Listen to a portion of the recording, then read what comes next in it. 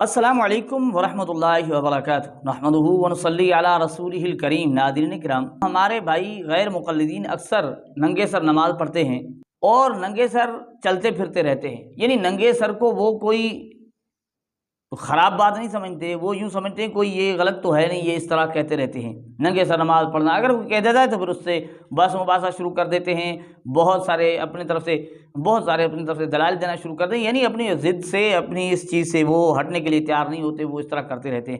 بعض اوقات یوں ہوتا ہے کہ یعنی آگے سر پر کوئی ٹوپی رکھی ہوئی، رومال رکھی ہوئی، نماز کے لیے آیا تو جناب انہوں نے کیا کیا کہ وہ ٹوپی اتار کے جو ہے نماز پڑھ کے شروع کر دی، دکھانے کے لیے کہ بھئی ہاں ننگے سر نماز پڑھنی چاہیے۔ اور بعض تو ننگے سر کو کیا کہتے ہیں، سنت بھی کہہ دیتے ہیں کہ بھئی اللہ کے رسول سے ننگے سر نماز پڑھنا بھی ثابت ہے، یا یعنی اس طرح کی بات کر کے یہ بھی ایک سنت ہے۔ لیکن ان کا ایک اور طریقہ کار ایک اور ہے، وہ یہ ہے کہ دیکھ لیں ان کے جو سعودیہ میں رہ رہے ہیں نا غیر مقلدین، بھائی توصیف الرحمان اور یہ جو مظفر مدنی اور معراج ربانی اور صہیب میر محمدی، آپ ان کو وہاں کبھی ننگے سر نہیں دیکھیں گے۔ جناب رومال سر پر لی ہوئی ہے، لال رومال، یہ ننگے سر آپ کو نظر نہیں آتے۔ کیوں؟ کیونکہ وہ ان کو مطمئن کر رہے ہوتے ہیں کہ بھی ہم ننگے سر والے نہیں ہیں، اور یہاں لوگوں کو دھوکہ دے رہے ہوتے ہیں کہ بھی ننگے سر پر چلنا پھرنا درست ہے۔ لیکن اس طرح کی بات نہیں ہے، ان کے خود کے محققین اس چیز کو تسلیم کر چکے ہیں۔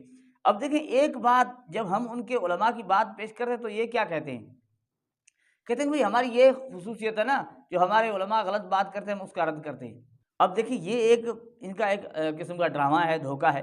اب دیکھیں آپ کہہ رہے ہو کہ ہمارا یہ بڑا محقق ہے، ان کو القابات دیتے ہو، بڑا محقق ہے، محدث العصر ہے، اتنا ہے، یہ ہے، وہ ہے، یعنی اس کے پاس علم ہے نا، اور جب ان کی بات آپ کے خلاف آتی ہے آپ کہتے ہو کہ یہ غلط ہے، یہ ہماری حقانیت کی دلیل ہے کہ ہم اس کو بھی رد کرتے ہیں۔ اگر وہ اتنے علم والا غلط ہو سکتا ہے تو آپ کی بات کیوں غلط نہیں ہو سکتی؟ یہ بھی تو سمجھنے کی بات ہے نا کہ بھئی وہ اتنے علم والا جس کے علم کا آپ خود اعتراف کر رہے ہوتے ہو، بیان کر رہے ہوتے ہو، ان کے بڑے بڑے القابات رکھے ہوئے ہیں آپ نے، تو وہ جب غلط ہو سکتا ہے، آپ خود مان رہے ہو، تو آپ کیوں نہیں غلط ہو سکتے؟ آپ کے پاس کوئی وحی آتی ہے کیا؟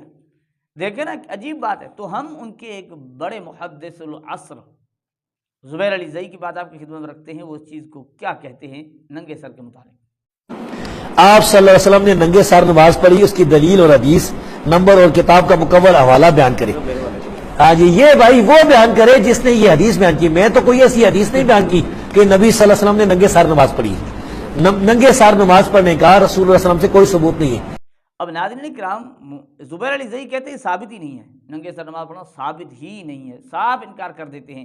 اب ان کے بڑے علم والے ہیں، ان کے نزدیک بڑے محقق ہیں، ان کو مانتے ہیں، بہت کچھ اس کو مانتے ہیں، وہ اس چیز کو مان رہے ہیں، لیکن ان کے ایک اور بڑے ہیں، ارشاد الحق عصری۔ ارشاد الحق عصری اس چیز کو کیا کہتے ہیں، اس چیز کو ننگے سر کو وہ بھی کہتے ہیں ثابت نہیں ہے، اور خیر القرون کا جو ماحول بتاتے ہیں وہ بھی یہ بتاتے ہیں کہ وہاں ننگے سر کا ماحول نہیں تھا، اور ننگے سر ہونے کو وہ مغربی تہذیب یعنی اس کو اختیار کرنے، یعنی اس چیز کو مان رہے ہیں کہ یہ کہ مغرب کا طریقہ اختیار کرنا، یہ بھی سن لیجئے ارشاد الحق عصری۔ ننگے سر چلنا نبی علیہ السلام سے کسی روایت میں ثابت نہیں ہے، بلکہ نبی علیہ السلام تو پگڑی کے نیچے ٹوپی رکھتے تھے اور اس کے اوپر پگڑی جو ہے وہ باندھتے تھے۔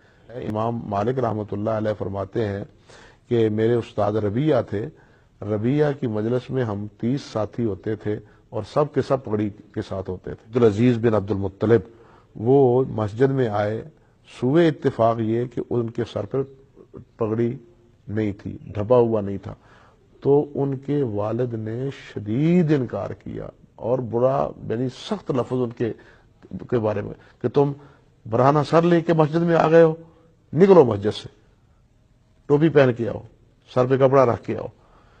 یہ خیر القرون کا دور ہے۔ ہمارے ہاں یہ اب ریت بن گئی ہے مغرب کے تناظر میں سر کو ننگا رکھنے کی، لیکن افسوس تو یہ ہے کہ ہم نے اپنے ہاتھوں اپنی پگڑی اتار دی ہے المیہ، اور ہم یہ کیوں کر رہے ہیں؟ مغرب کی نکالی میں۔ تو یہ ارشاد الحق عصری صاحب اور زبیر علی زئی صاحب یہ سارے مان رہے ہیں کہ بھئی ننگا سر ہونا یہ کوئی اس کا کوئی ثبوت نہیں ہے، یہ بالکل غلط ہے، یہ مغربی تہذیب کا طریقہ ہے، رسول اللہ کا طریقہ نہیں ہے۔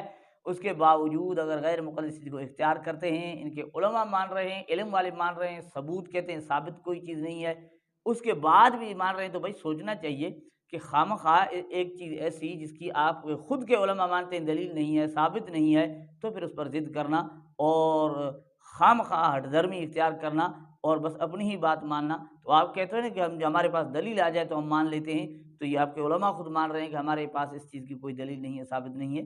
تو ایسی چیزوں کو اللہ کی رضا کے لیے چھوڑ دیجئے اور مان لیجئے، جس طرح آپ کے بہت سارے علماء بہت ساری چیزوں کو مان چکے ہیں، جس طرح ترک رفع الیدین کی احادیث کو بھی مان چکے ہیں، صحیح کہہ چکے ہیں، اور تقلید کو بھی مان چکے ہیں کہ تقلید کے بغیر چارہ کار نہیں ہے.